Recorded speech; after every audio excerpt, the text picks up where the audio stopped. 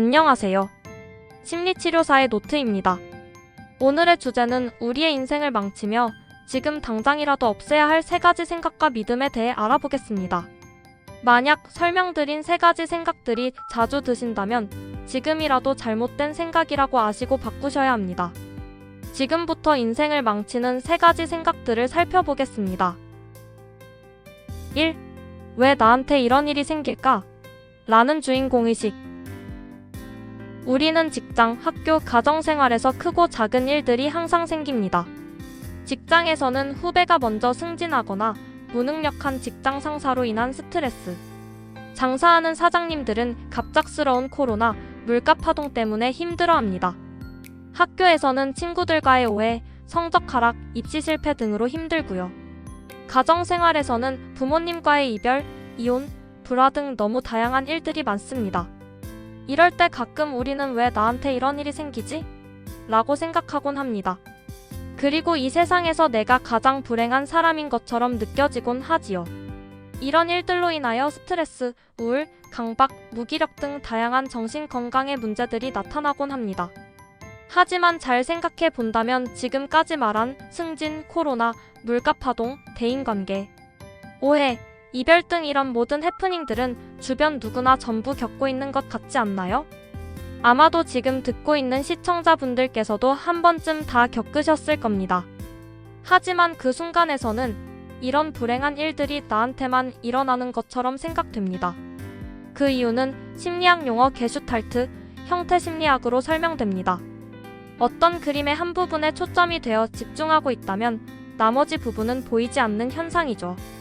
대부분 이런 초점에서 잘 빠져나오지만 가끔 불행한 일들의 초점에서 벗어나지 못하면 우리는 왜 나한테만 이런 일이 생길까? 나는 불행한 사람이다. 세상이 나를 이해하지 못한다.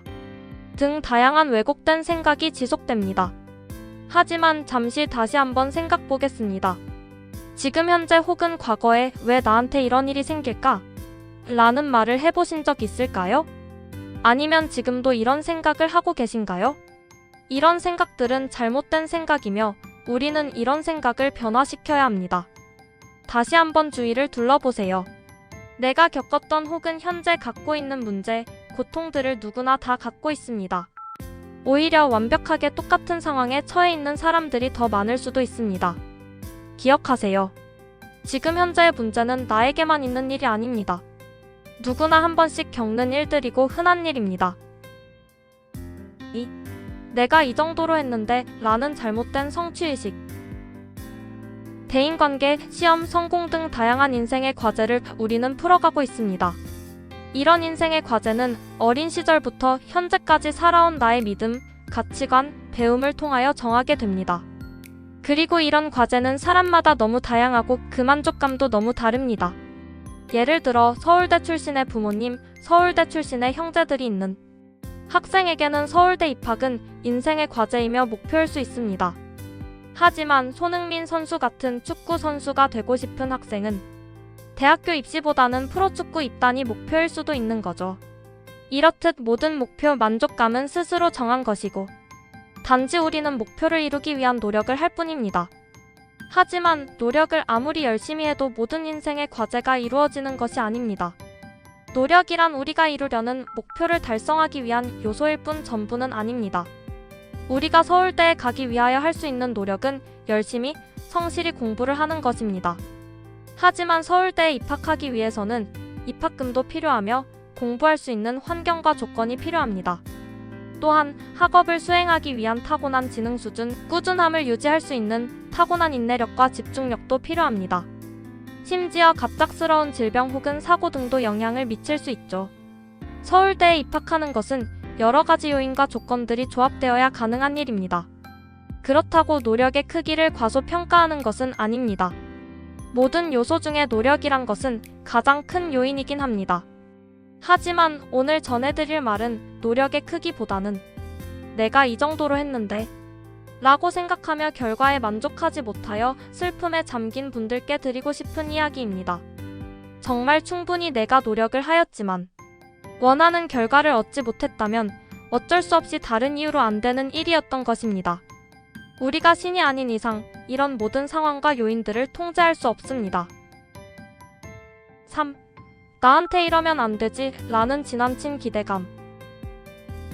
우리는 태어나서 여러 가지 역할을 맡게 됩니다.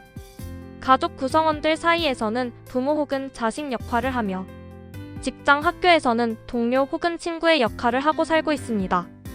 우리들은 맡은 역할에 최선을 다하고 가족과 동료들이 행복해지기를 기대하며 그들에게 헌신하고 배려하려고 노력합니다. 하지만 이런 헌신과 노력, 배려에도 불구하고 부응하지 못하고 우리를 실망시키는 사람들이 생기면 이 사람은 나한테 이러면 안 되지 라는 말이 절로 나오게 됩니다. 그리고 나선 마음에 상처가 생기며 마음속에서 내가 이런 대접 받으려고 이런 건가? 라는 생각이 들게 됩니다. 예를 들어 힘들 때 항상 도와줬던 친구, 동료가 내 욕을 하고 다닌다거나 가족을 위해 열심히 살아온 것 밖에 없는데 가족들은 모든 잘못을 내 탓으로만 돌린다거나 할 때이죠. 하지만 생각해보면 이런 나에 대해 욕을 하거나 내 탓을 하는 사람들의 행동은 내가 통제할 수 없는 그들의 선택입니다. 이런 행동을 하는 이유는 우리가 알 수 없는 그들만의 이유가 있어서입니다.